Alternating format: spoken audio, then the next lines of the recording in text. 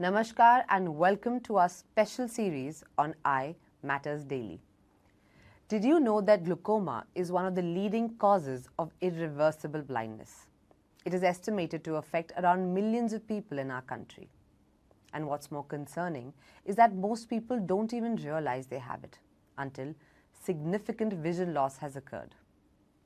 Today, we'll be talking to an expert to understand what glaucoma really is and why early detection is so crucial, and how you and your loved ones can take simple steps to protect your vision.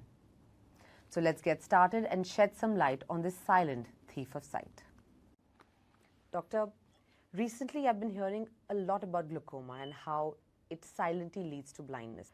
Can you help us understand what glaucoma really is and what are the most common risk factors leading to glaucoma? Thank you for asking such a good question, Huma. It's really a very important topic that we are discussing today about glaucoma. Glaucoma is a disease that damages the optic nerve and robs the people of the vision.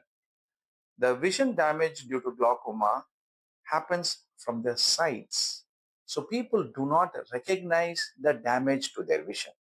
Normally, if something damages their distance vision or their reading vision, they can easily understand it. But since it is damaging from the side, they don't have any clue that the vision damage in glaucoma is happening. And the risk factors for glaucoma are mainly hereditary. If somebody in your family has glaucoma, then there's a huge chance that one of us can have glaucoma.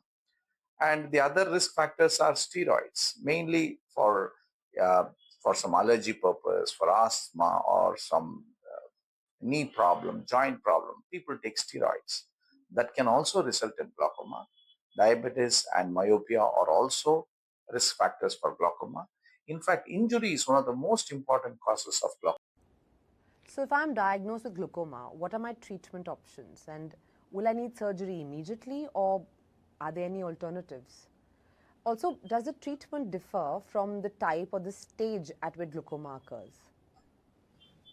Yeah, uh, always there are multiple treatment options for various diseases. But for glaucoma, surgery is not the first treatment option. This is what everyone has to understand. Glaucoma is a disease that can easily be controlled with just eye drops for most patients. For most patients, what they require is just one drop of an eye medication put in the eye at bedtime. And that is the easiest thing to follow. Some patients might require a laser treatment, which is absolutely painless. An OP procedure takes hardly a minute to do. For very, very few patients, we recommend surgical treatment.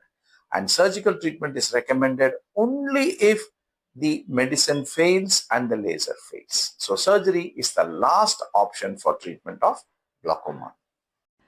I've also read somewhere that there are certain simple signs like eye pain or increase in spectacle number that could be the early signs of detecting glaucoma.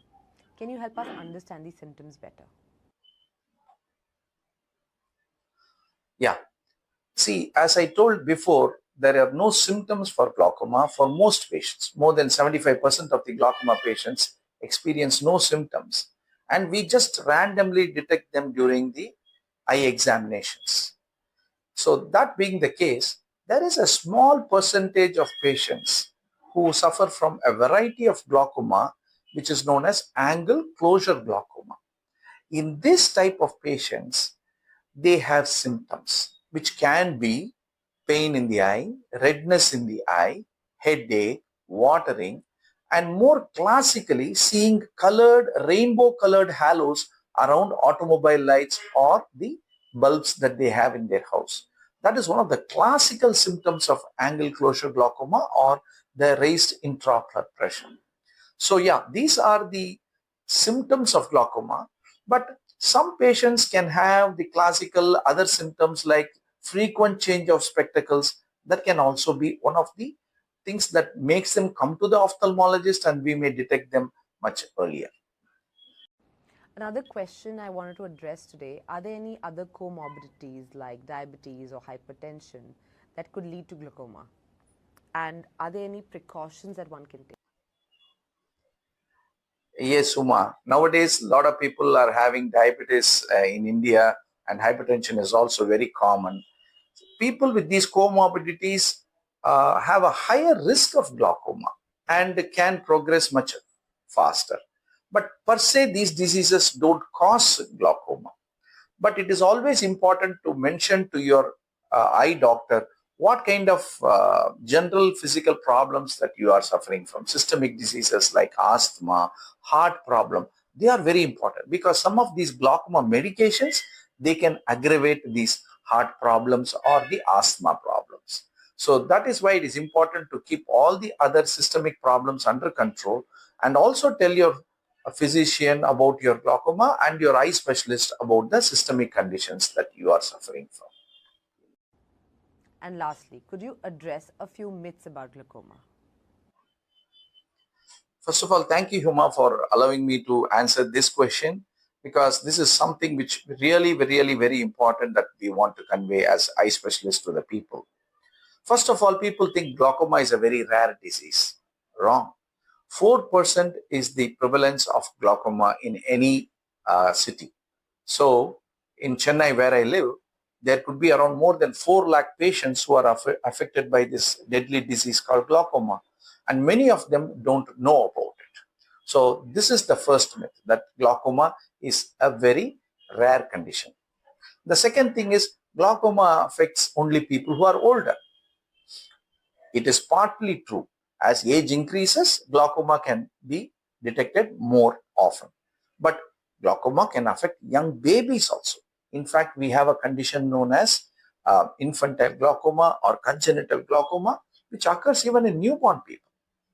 So, glaucoma can affect any age people. The third thing is the most common. People think that once they put medicine, that their glaucoma is cured. Unfortunately, glaucoma is a lifelong disorder. So once we detect a patient as glaucoma, the treatment is for lifelong. So just by putting medicine for 3 months or 6 months or 1 year, your glaucoma is not going to go away. People think that, okay, I've been putting medicine regularly for the past 1 year, and so hence I'm going to be all right. They have to continue putting the medication until the doctor asks them to stop the medication.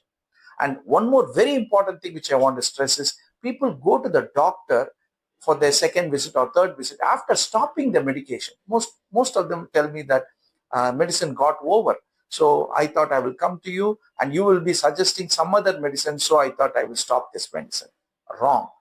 Every glaucoma patient, when they go to the eye doctor, must continue the medicines that they have been prescribed and use it in the previous day and the day of this consultation before going to the doctor. These are the things which I would like to clarify. And once again, thank you, Huma, for allowing us to talk on this very important topic of glaucoma. Thank you. Well, we hope this conversation has helped you understand glaucoma a little better and why regular eye checkups are so important. Remember, early detection can make all the difference in protecting your vision and your loved one's eyesight. Share this episode with your family and friends. Let's spread awareness about glaucoma. Until next time, take care of your eyes and stay healthy. For more information, follow us on @imattersdaily. Thank you.